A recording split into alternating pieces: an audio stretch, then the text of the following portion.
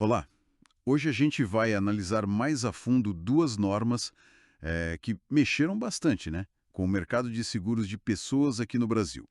Falo da resolução CNSP 439 e da circular SUSEP 667, ambas de julho de 2022.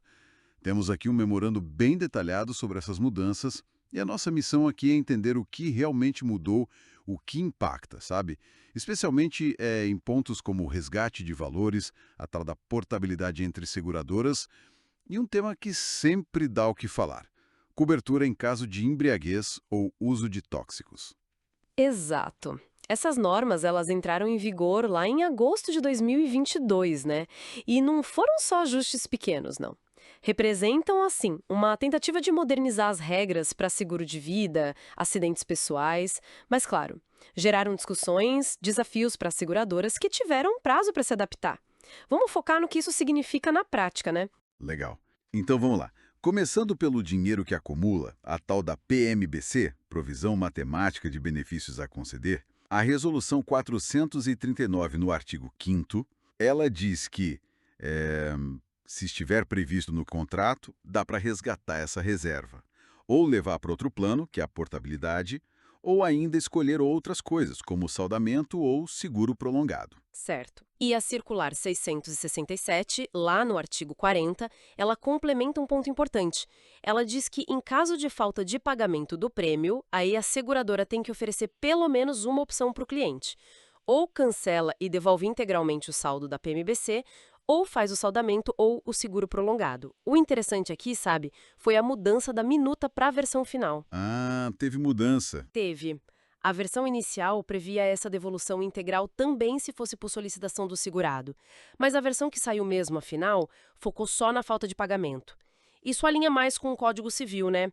O artigo 796, que busca proteger quem não consegue pagar para não perder tudo que acumulou.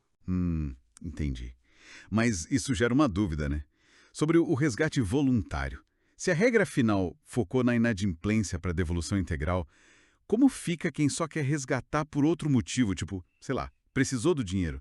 É uma ótima pergunta. A regra não chega a impedir o resgate voluntário, se o contrato permitir, claro. Mas essa devolução integral obrigatória ficou bem específica para a situação de inadimplência, seguindo o espírito do Código Civil mesmo. Para o resgate voluntário, o que vale são as condições que estão lá escritas no contrato. Ok, faz sentido. E a portabilidade? Mencionada no mesmo artigo 5º da Resolução 439. A norma proíbe cobrar taxas para essa movimentação, né? Tirando as taxas bancárias, claro.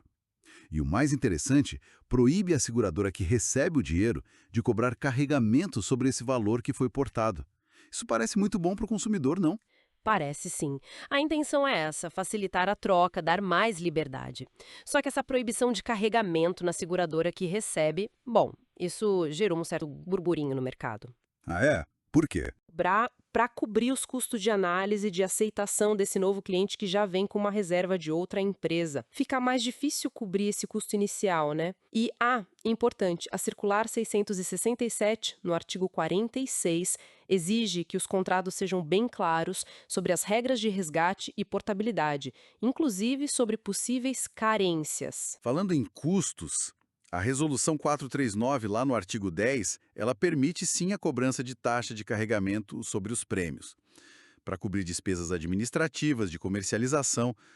Como isso conversa com aquela proibição na portabilidade do artigo 5º? Fica meio confuso.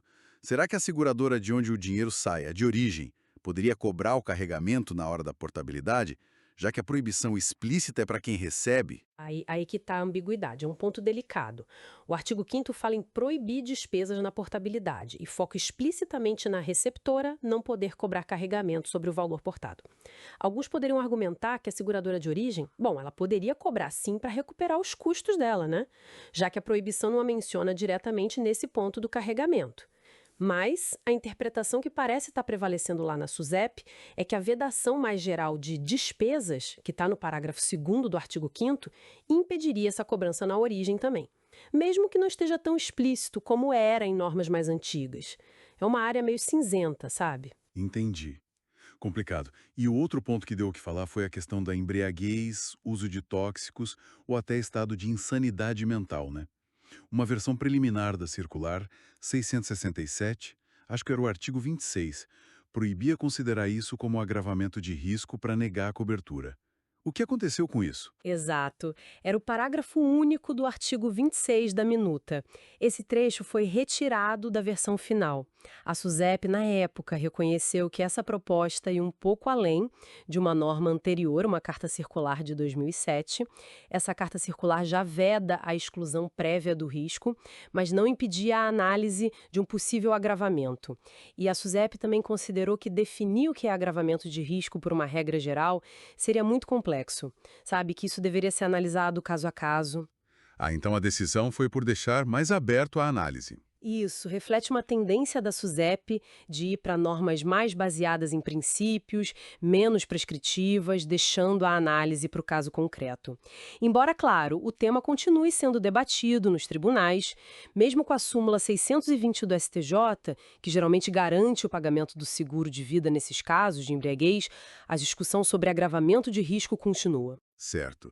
Então, para a gente amarrar tudo isso, o que a gente tem é mais flexibilidade com resgate e portabilidade, pelo menos na intenção, mas sempre dependendo do contrato e com essas incertezas sobre as taxas de carregamento na portabilidade. É isso.